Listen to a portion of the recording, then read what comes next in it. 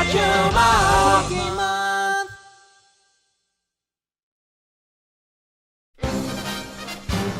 The overdue review! Welcome, Randies, to the end of Pokémon. Sorry for the massive delay, but we had troubles recording our footage and eventually had to turn to the dreaded emulator. I still bought both games and planned on initially recording using the features of Pokémon Stadium, but it didn't work out. On top of that issue, I only have 2 words for you guys. In caves. I've never actually fully played through the original red and blue versions, and I was shocked at some of the stuff I was not expecting. But we'll get to that stuff soon enough. So did I like this Crimson Blast from the past? Well, let's take a look. This is my review of Pokémon Red, Blue, and Yellow version. The game! I should preface this review by stating that this was not my first generation of Pokémon games. In terms of exposure to the franchise as a whole, I will always be a diehard Gen 1er due to the cards, anime, and supplemental games like Stadium.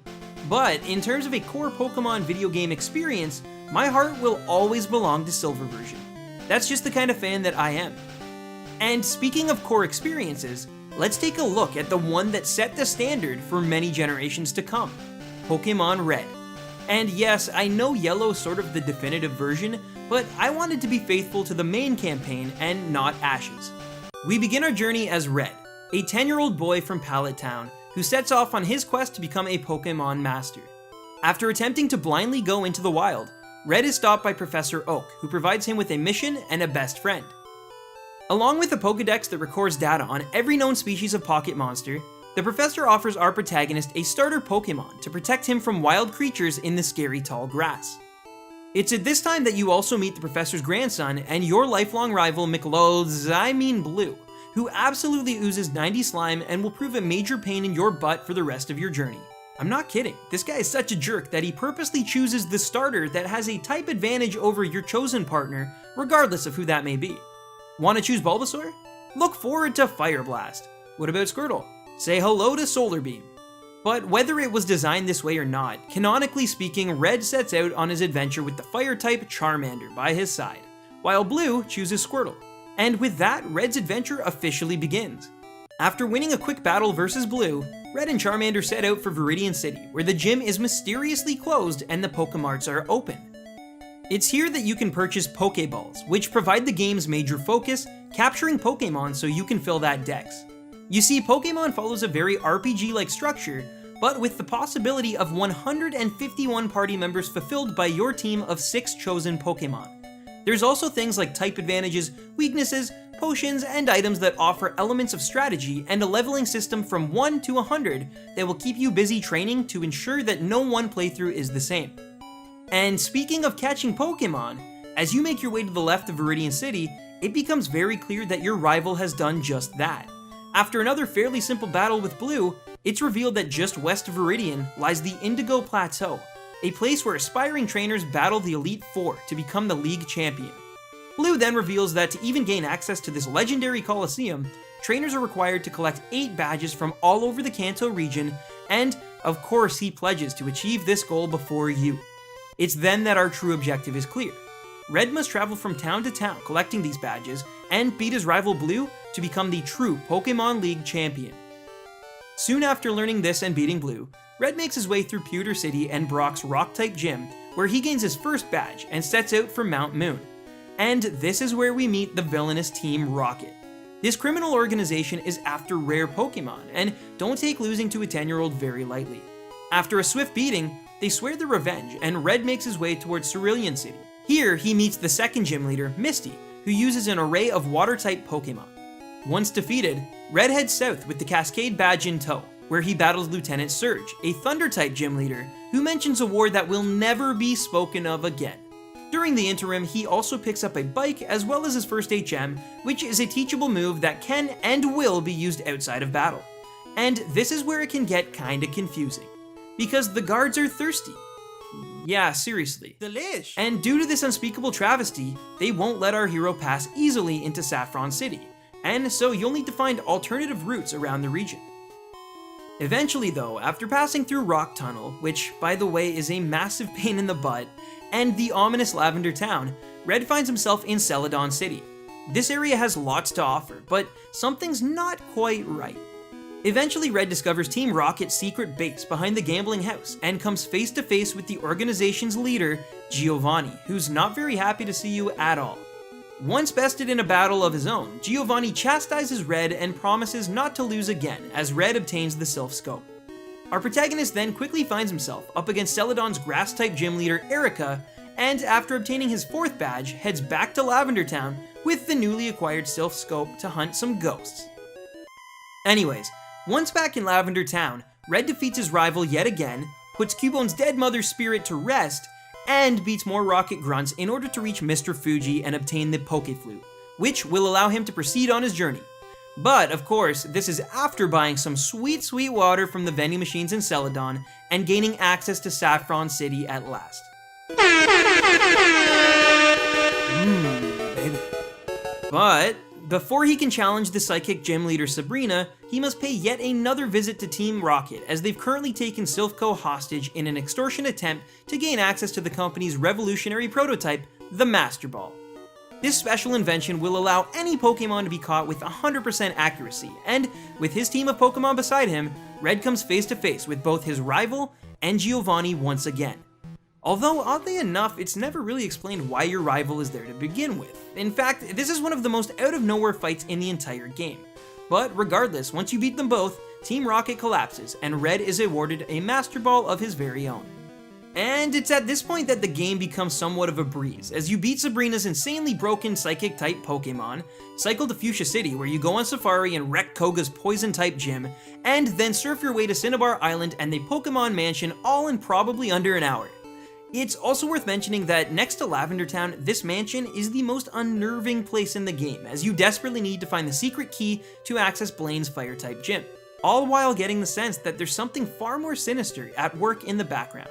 Eventually, you find the key, embarrass Blaine's Fire Duck, and make your way back to Viridian City, where the once absent gym leader is awaiting your arrival. And after facing a few trainers, it's revealed that the entire time Viridian's gym leader was none other than Giovanni, and he's still quite sour over what transpired back at Sylphco. After a hard-fought match, Giovanni finally admits defeat and awards Red his 8th and final badge, paving the way for Red's Elite Four challenge. And once making his way through Victory Road, Red comes face to face with the ridiculously strong Elite Four. This group consists of Lorelei, an Ice-type user, Bruno, a fighting-style trainer, Agatha, the queen of ghost Pokemon, and possibly Oak's former lover, and finally, the strongest of them all, Lance, a Dragon-type master.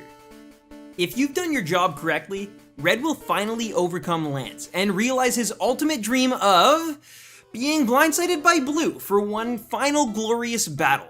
And I'm not kidding, at every single previous encounter, this guy's been pretty much even in terms of levels, but if you haven't trained or grinded a little bit, then this is one tough battle, especially after the other four have taken a toll on your entire party. You're gonna have to fight your hardest, but once the last attack is made and his 6th Pokemon drops, you finally accomplished your ultimate goal. You are the Pokemon League champion.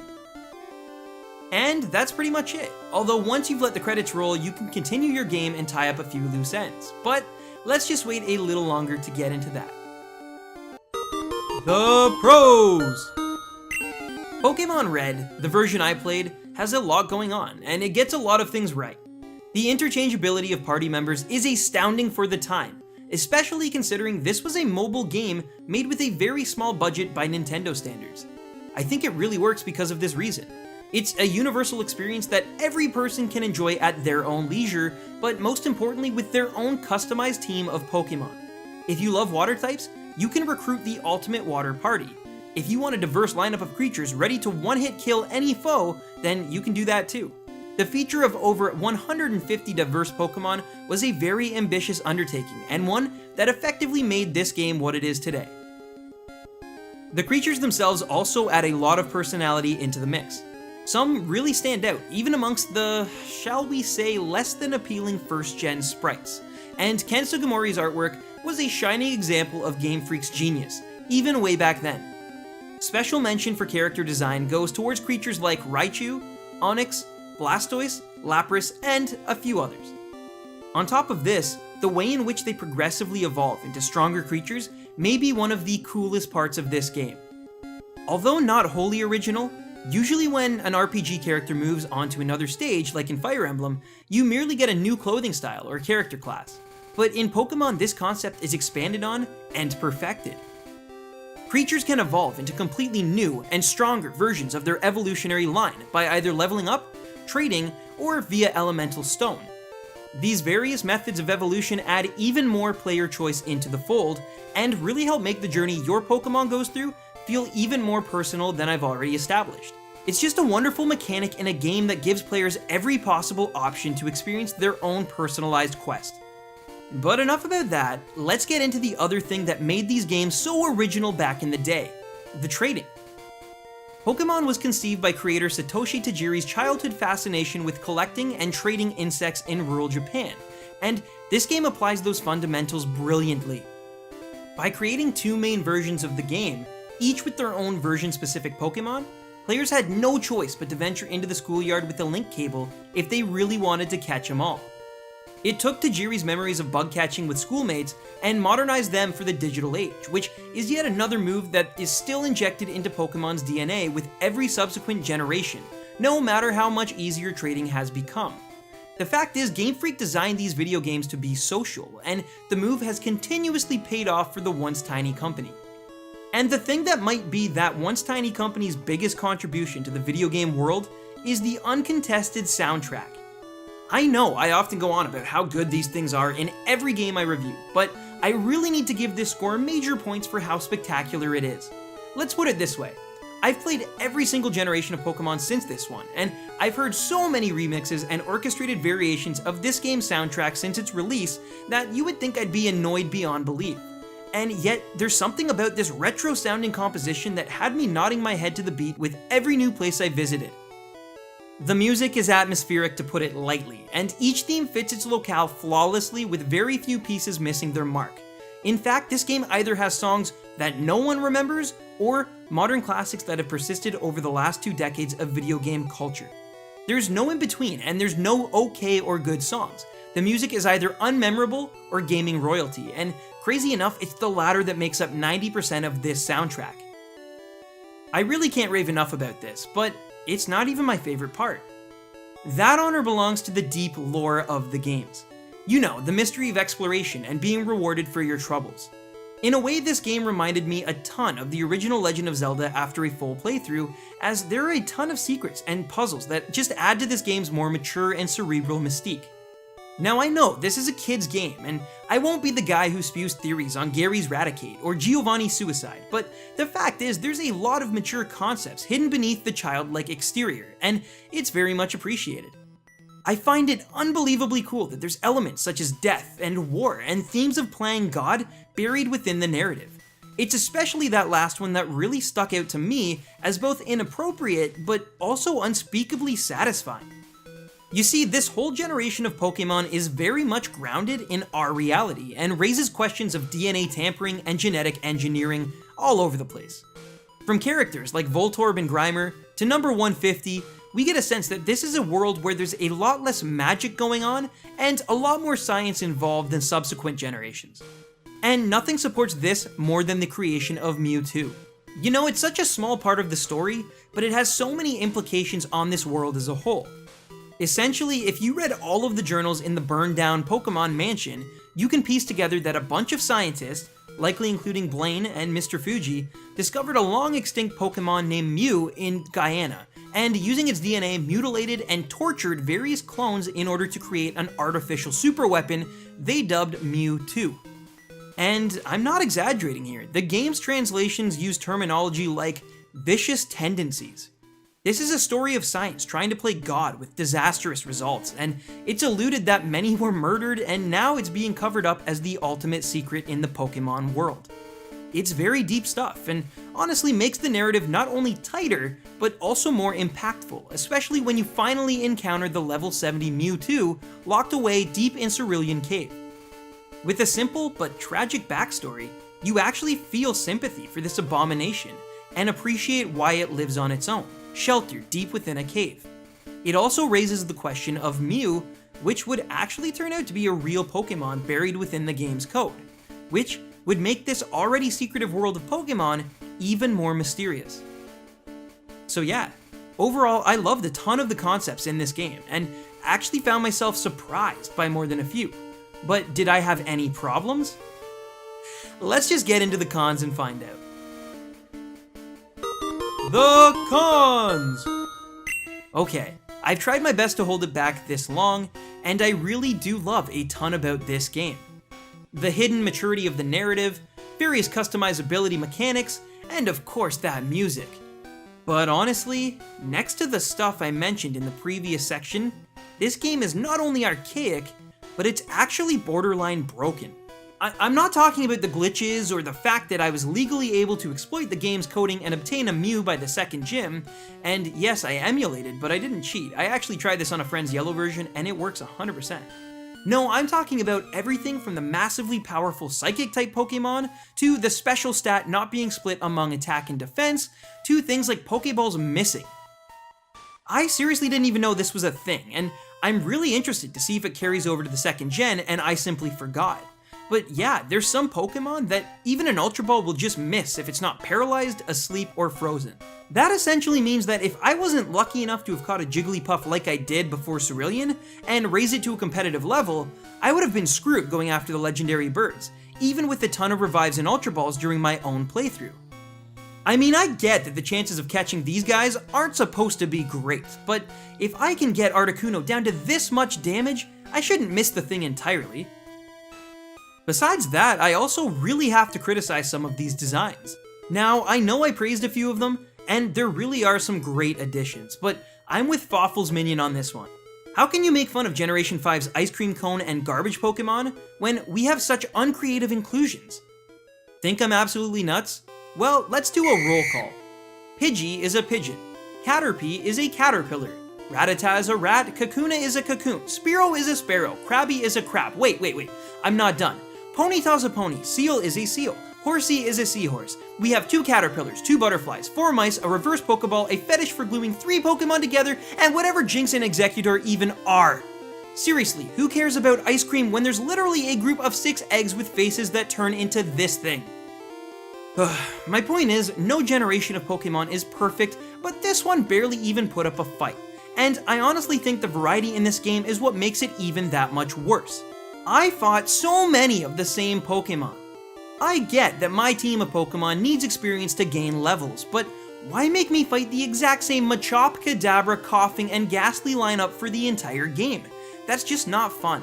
I mean, I know I'm exaggerating a bit, but the recurring Pokemon thing gets old really quickly, and it's quite possibly the worst kind of padding in a video game. Besides that issue, the other is the crime organization. I know that Team Flare gets a bad rap for being unmemorable, and honestly, they are. But Team Rocket really isn't any better.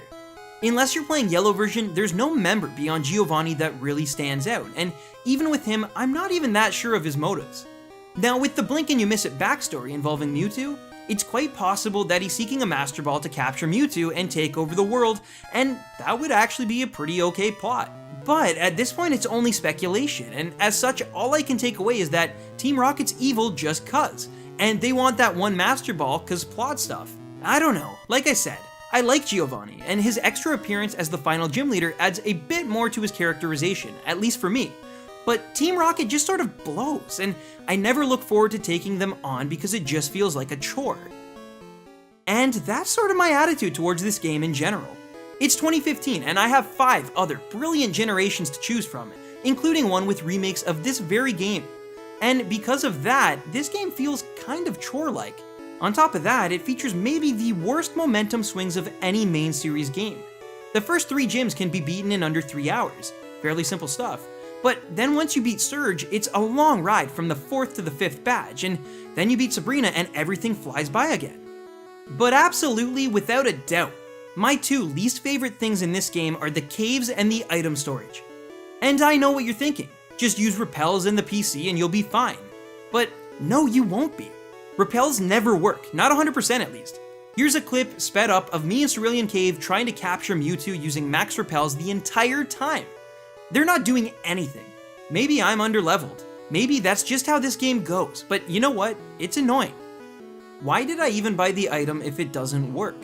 And as for the PC, well, that's a great way to store a ton of your items, but eventually you'll hit a point where you need to keep ones like the bike, HMs, and Pokeballs, but you'll find yourself in a situation like Silphco or Victory Road where there are items everywhere, and you have no room. Or even worse, something like the Safari Zone where you need 2 key items, but you don't know where they are, so like any normal person, you'll just pick up whatever you find, hoping it's Surf or the gold teeth, and eventually your bag will get full.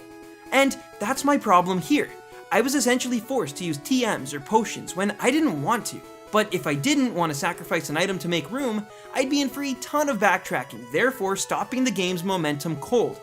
I get that there are technical limitations, and I get that this game is a marvel that it even allows as many items as it does, but personally, I would have been fine with 100 Pokemon and fighting 1,000 Ghastlies if it meant I can just pick up any item and not worry that my bag's getting full. Alright, rant over. I'm sorry Gen 1ers if I hurt your feelings, but that's just simply what I discovered playing this 20-year-old game for the first time in full. And even if at times it's broken, I still don't think it's a bad game. Also, it's worth noting that Yellow version did feature some cool anime-inspired choices that help alleviate some of these problems, but even a traveling Pikachu companion couldn't overcome my negative impressions. Final verdict. Well, I must seem crazy. I just praised this game like it was my only child and then immediately crucified it like it was my Melee vs. Brawl video. And I guess that really is a testament to how revolutionary this series was. It wrote the book on Pokémon, and whether I think it's broken or not doesn't change the fact that there are some really astounding moments. Every time I saw a face I remembered, or captured a legendary Pokémon, a childlike smile emerged on my face, even if I just finished raging over an Ultra Ball missing entirely. I guess that's just the beauty of games like Pokémon Red, Blue, and Yellow. With a few small moments, they can transport me to a different time in my life, a time when anything seemed possible, and I had to change batteries every month. And although there are a few very noticeable flaws, I can't completely dismiss this one, because I was surprised at the amount of fun I had playing such an archaic game. At the same time though, I honestly do believe if you really want this specific Pokemon experience, then you're just best to play through Fire Red and Leaf Green, as they bolster the things that made this game an instant masterpiece and do away with most of the gripes I had.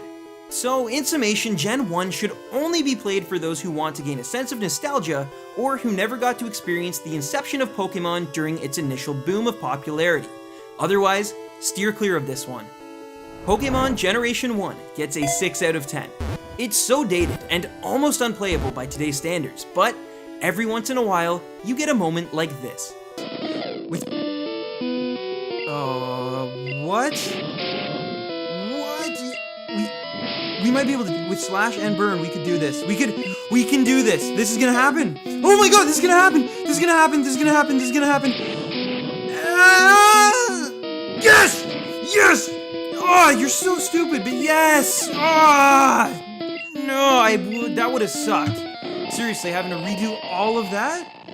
Oh my god, that was... How poetic is that? Charizard, I had Charizard left, and he had Blastoise left, and Charizard overcame it with 44 left? 15 levels under, are you kidding me? Man. Once again, I'm very sorry for dragging Pokémon into August, and I appreciate every single like, favorite, share, and response that these videos have gotten. July was our best month as a channel ever, and that would have been impossible without the help of all of you baby rhinos. But if I'm being honest for a second, I'm really exhausted. Stan, you doing okay, man? Honestly, Roy, this month took a huge toll on my personal life. Don't get me wrong, I loved every minute of it, but saying it was stressful is a bit of an understatement. I hear you. Fire Month has set me back way more than I planned. Yeah, I know, it's just, I missed a few deadlines and I let a few Amiibo fans down. I know, dude, but remember, you're only one guy. Neon and Connor could only help out so much. Yeah, they really did help though. In fact, it was Neon's idea to even do the Pokémon video in the first place. I think maybe you deserve a break. Just enjoy the last bit of summer and then come back more refreshed and better than ever. I mean, Pokemon did amazing. Thanks, Roy. You know, maybe you're right. Good luck in the Lens Portal. Just take it easy. I'm out. Well guys, you've got to know that I love you, and I love this channel more than anything. But I'm going to be taking a small break from YouTube to recharge my zoo batteries. This isn't the end, and we'll be back with a brand new video by the end of the month, but I just need some time to mend some relationships and restructure the channel a bit. For the last 2 years, I've single-handedly edited every video from scratch from this tiny laptop, and with the help of you guys, we've finally been able to upgrade to a full PC. So I sincerely need to say, from the bottom of my heart, thank you so much. This isn't the end of the story, just the first book, and like the Pokemon series, we're here to prove that sometimes the second entry is even better than the first. I can't wait to see all of you at the end of August, and once again have to sincerely thank every single person who helped out with the month.